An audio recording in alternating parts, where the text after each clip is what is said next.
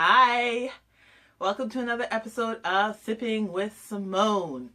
My mug for the day is a mug, sorry, kind of thirsty. I got from Winners. Says, hello, gorgeous. And sometimes you just need to be reminded by your mug, even if it's only by your mug, how incredibly gorgeous you are. I also got this little mat coaster thing as a birthday gift from my friend Rohan. So shout outs to Rohan. Thank you for the little gift. And it's a scented coaster. So apparently whenever hot tea is placed on it, it'll release a scent. So it smells like cloves and cinnamon. So I love it. But that's not the point of this video. The point of this video today is I want to talk about a new app called DriveHer. D-R-I-V-E-H-E-R. DriveHer. It's supposed to give Lyft and Uber a run for their money. It's created by a black woman, forget her name, but a black woman who has created this app for female riders. So you know, like with Uber or Lyft, if you're familiar with it, when you're on your phone and you're trying to get an Uber, you don't know who's going to show up. Like, you know who's going to show up, but you don't necessarily have a preference as to whether or not it's going to be a guy or a girl. Unless, if you do, let me know, because I've wanted to figure that out forever. You just, whoever shows up, right? And for me, 99% of the times, it's been a male driver. Have to admit, I've never had a problem with my Uber drivers. I don't know if we have Lyft in Ottawa yet, but I've never had a problem with my Uber drivers. Always got to my destination safely. One time we were almost in an accident, but it wasn't his fault. There's a car that had skid in front of him. But other than that, always got home safely, always arrived alive.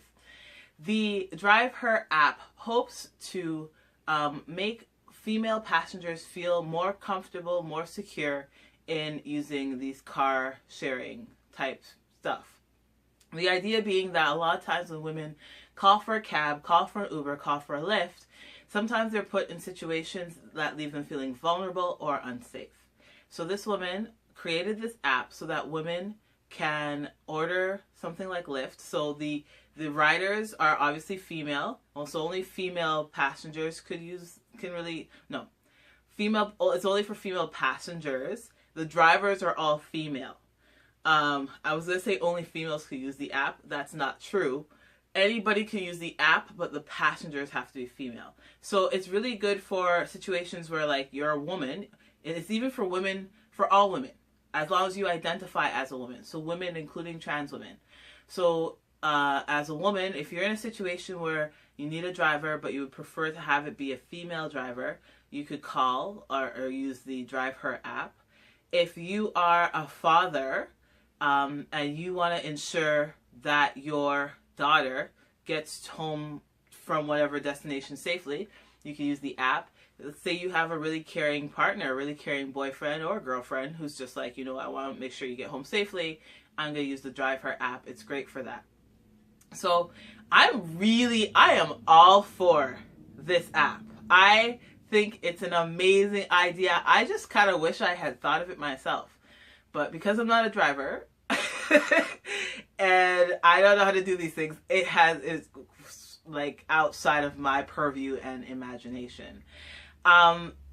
So many women have been in uncomfortable situations with their Uber driver, Lyft driver, their taxi driver, that's why this app exists, and it creates a need. Like, I would love to hear from you. Like, comment below if you were ever in an uncomfortable taxi situation, because I know I've been in one. I feel like so many women have been, and I'd love to hear your stories. Like, for me, there was one time in Montreal, I was taking a taxi from Berry-UQAM, from the Gare d'Autocar, the bus station in downtown Montreal, to where I lived in downtown Montreal in the McGill ghetto.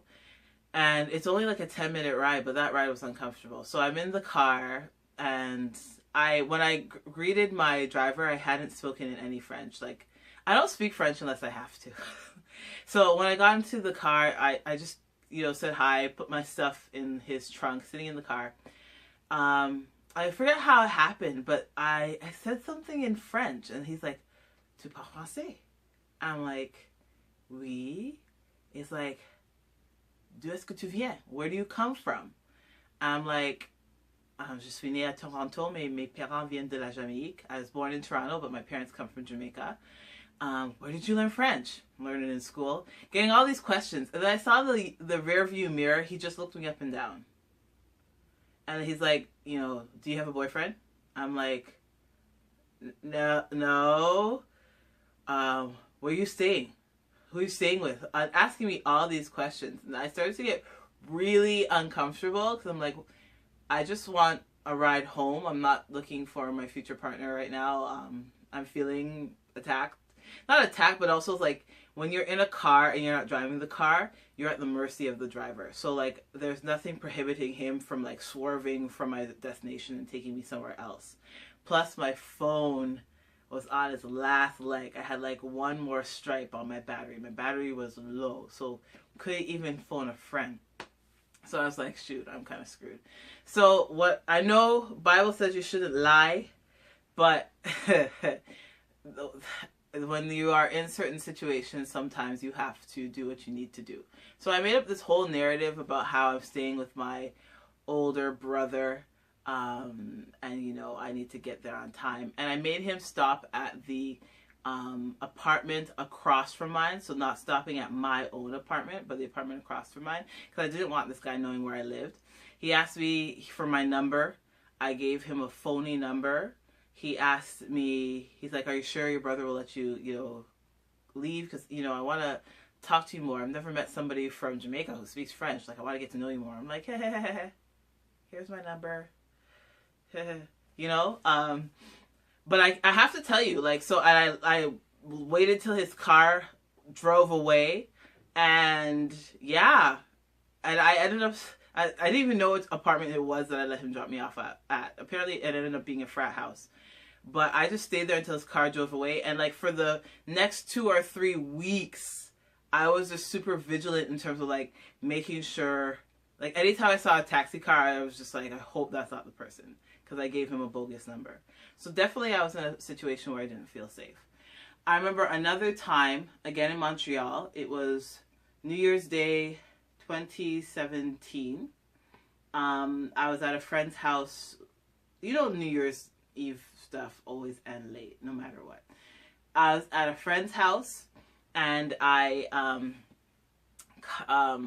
so I was told that the metro in Montreal is going to be running all night because it's New Year's and they want people to get home safely, especially since a lot of people are drinking and stuff. So that was my thinking.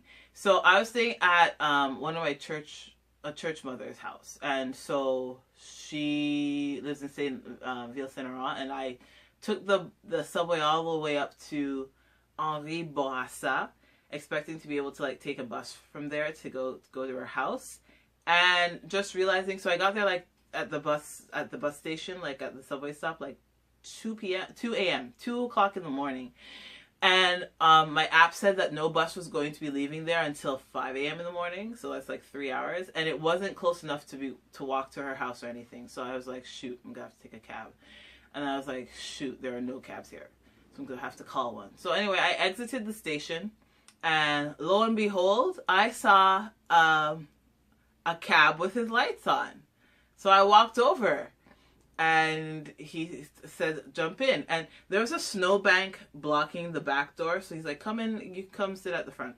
So I didn't think anything of it, right? So I'm sitting in the passenger side, not of my best friend's ride, trying to holler at me. No, this guy was a scrub. And so I got into the passenger side, and we're driving. And, I try not to talk to my drivers because I just keep it strictly business. And then he's asking me questions like, "Êtes-vous marié? Are you married?" I'm like, "No." And what else he asked me? "Quel âge as-tu? How old are you?" I'm like, okay, I don't like this line of questioning. So I quickly whipped up my phone. My phone was charged this time. Called a friend and asked her to stay with me online until I got to my destination, on the phone until I got to my destination. So these are just 2 times but it's already just 2 times too many of situations where I've been in a car with a male rider and I didn't feel safe. So when this whole Drive Her app came out, I was like, yes, it's about damn time. I'm so for it. I'm gonna download the app. I hope there are no bugs. I think this is gonna give Uber and Lyft a ride for their money. However, I was reading some articles in the newspaper, and some people are saying how this app is sexist because it discriminates against men. Let me sip my tea. Anytime somebody tells me that something discriminates against men, I am not here for it. I am not here for it. This is not a situation whereby men are denied access to transportation. The men of the world can continue to use Lyft and Uber and taxis or walk. BMW, bus, metro, walk. They could continue to do those things. They are not negatively prohibited or affected by this thing. Male passengers want to have a male or female rider, then they can get a male or female rider. Like, I don't understand. Why is it anytime a marginalized group, a group that has been negatively affected in some way, tries to do something to address their feelings of insecurity, address their position in society, be safe. Whatever that group tries to do something to better themselves, everybody else is always like, oh, but what about us? And we feel discriminated against. Sit down. Have a seat. Take a stadium full of seats. Men of the world can still use Uber and Lyft. Like, I don't understand that argument. And then I was hearing some spokespersons from some other transportation-related companies were talking about how, you know, is it going to be discriminated against people in the LGBT community? We don't know if this is going to work well. You know, there doesn't seem to be a need for this. And of course, Uber released a statement to be like, you know, we always investigate anything that ever happens, Ray Tay Tay, blah, blah, blah. And that's good for y'all. But as a woman who has felt unsafe in driving situations, this app is beyond needed. Like, all the little riffraff and all the little discussion on the side about, oh, I feel discriminated against, that's nothing. I think Drive Her, if done properly, if managed properly, will give Lyft and Uber a run for their money. Because I think there's definitely a sizable population, there's a niche, is a sizable amount of women who are looking for a service like this, who do not feel comfortable driving with random men in their car. That's actually the reason why I didn't want to use Uber to begin with, because I'm just like, I'm going to be driving in a car with a guy I don't know. Like, how is this safe? Again, luckily I've never had a problem in an Uber. I have had problems in taxis. So, I'm calm now. All that to say, I am so happy for this app. I think you need to support this app. I think especially if you're a woman who takes these ride-sharing options, you need to support this app. So I'll post all the information down below. This is not even a paid advertisement or anything. Of course, though, if you know, want to support me and want to sponsor and want to hook up that kind of business relationship, I'm open to that. But until then, I'm literally just sharing my opinion. I'm not being remunerated for this in any way. I just really want women to be safe when they're trying to get from point A to point B. So that's it for today's episode. If you have ideas for other episodes, I would love to hear them. Feel free to drop me a line. My social media information is down below. What else is down below? A whole bunch of other random stuff down below. You really should scroll and look to see what's there. And stay tuned for another episode.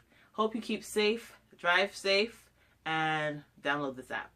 Okay, bye.